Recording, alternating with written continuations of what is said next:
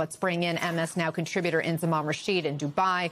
Our Ali Vitali is outside that hearing room where Secretary Rubio is testifying, and Aaron David Miller is with us. He's an expert on Arab-Israeli negotiations and a senior fellow at the Carnegie Endowment for International Peace.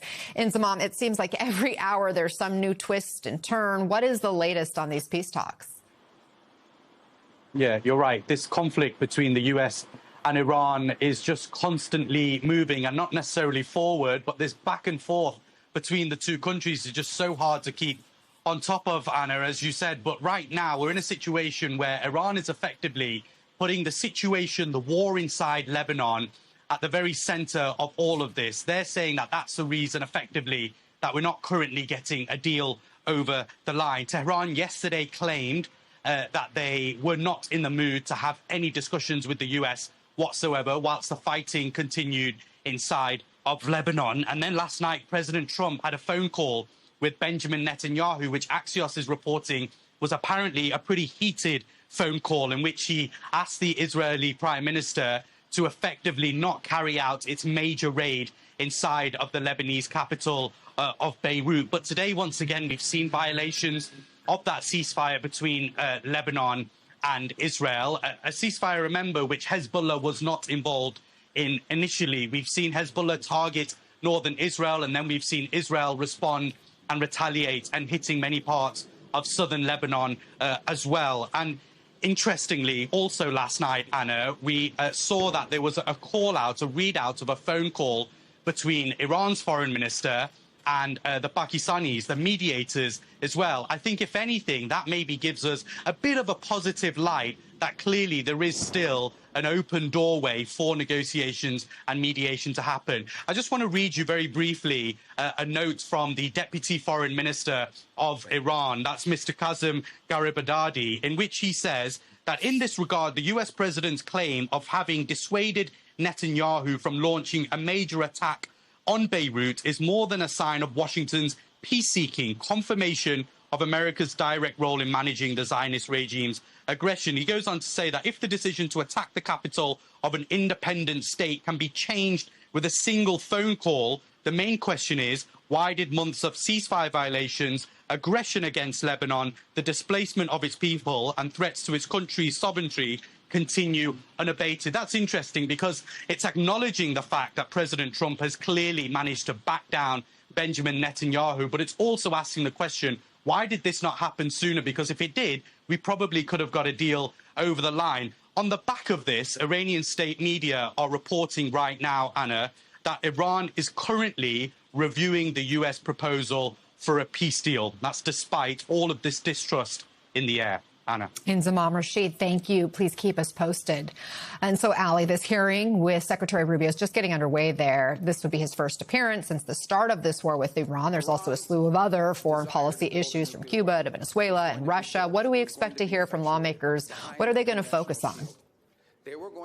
Well, look, Rubio skipped questions from reporters outside, but he is sure to face a litany of them from lawmakers inside that room. He's still giving his opening statement, I believe, at this point. But already in the opening statement from the Democratic ranking member, Jeanne Shaheen, who frankly worked alongside Rubio when he was chair and a member of this very committee for his many years in the Senate, said this kind of obfuscation and lack of transparency from the administration is not something she thinks Rubio as a senator ever would have stood for. And she really took him to task early on over a lack of transparency on everything from Iran to the state of play in Ukraine and, of course, what's going on in Cuba. I imagine that's just a small number of the topics that we expect to cover, as senators still have questions about what the state of play actually is when it comes to these Iran negotiations that have really fallen flat. And then, of course, the role that Rubio and the State Department are playing when it comes to brokering some kind of a longer-term peace in the region between Israel and Lebanon, of course, through the proxy group Hezbollah.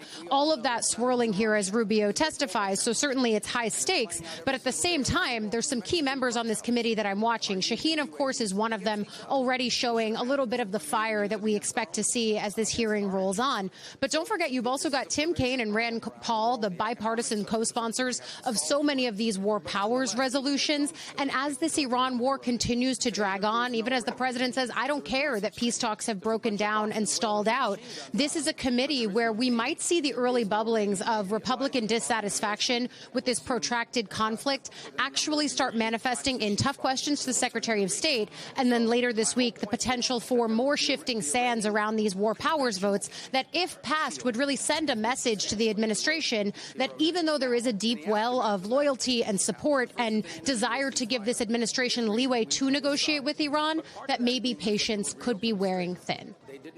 Aaron, Rubio wears so many different hats, right? He's the Secretary of State. He's National Security Advisor. He also wears a couple of other hats and titles, but he hasn't been directly involved in negotiations with Iran. That's been Steve Witkoff and Jared Kushner, maybe even Vice President Vance. What questions should Rubio face today about the war with Iran, especially with the talks right now in such a precarious spot?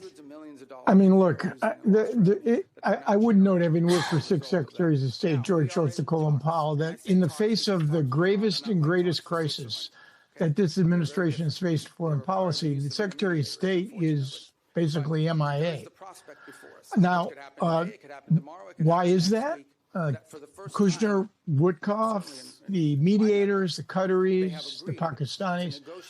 But in a relatively normal administration, you'd have the Secretary of State managing the envoys, reporting directly to the president. The president would empower the secretary to become the authoritative voice on this particular negotiation, which is central to the foreign policy legacy of the administration.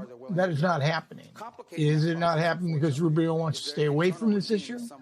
Because it's essentially has all the elements of a potential failure? I don't know the answer, but it's actually quite curious. Look, if you're a senator and you want to know 3 months into this war, where are we?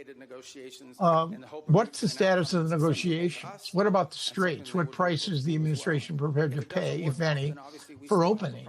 What is the administration's position on the enrichment issue? Are you going to see economic assistance to the regime in Tehran as part of this? There are any number of questions. Transparency, obviously, is critically important, but Congress has more or less taken themselves out of the equation, certainly on the Republican side. So I suspect that the president, even though there's a lot of criticism up by Republicans about the nature of this conflict, where it's going, what the end game is, that the Republican Party is still going to defer to the president on this critically important foreign policy issue. And we are monitoring to hear what questions these lawmakers are asking, and we have producers ready for us to jump in should it get really interesting.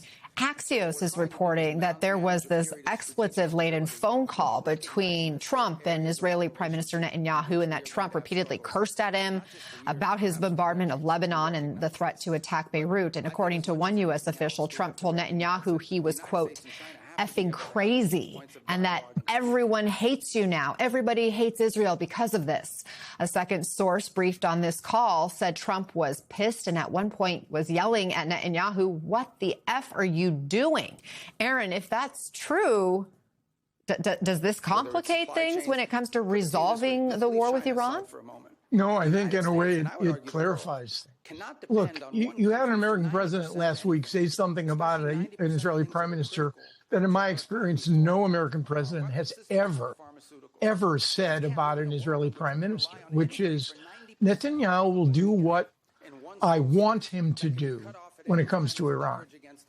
The extraordinary fact is, this president has amazing leverage right now between now and the Israeli elections, whether they're advanced to September or whether the government goes to term in October.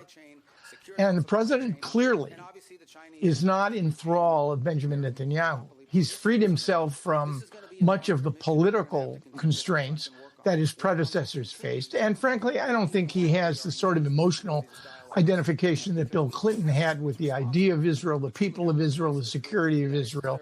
Trump is not a sentimentalist when it comes to this question, or clearly doesn't have the gut feeling that Joe Biden did about the Israelis. Now, I remember in '96, after his first meeting with Benjamin Netanyahu, Clinton came out and said, quote, "Who's the effing superpower here?" Unquote. Well, guess what? Donald Trump has made that unmistakably clear. And I don't think there's even an if here. If the Iranians demand a comprehensive ceasefire in Lebanon as a price to do this deal, Donald Trump's going to call Netanyahu and tell him to stand down. And Netanyahu will have absolutely no alternative, because without Donald Trump can't elect Benjamin Netanyahu. But if he doesn't set up a re-elect Benjamin Netanyahu campaign headquarters in Washington over the next several weeks, months until elections, it's going to exponentially increase Netanyahu's vulnerabilities.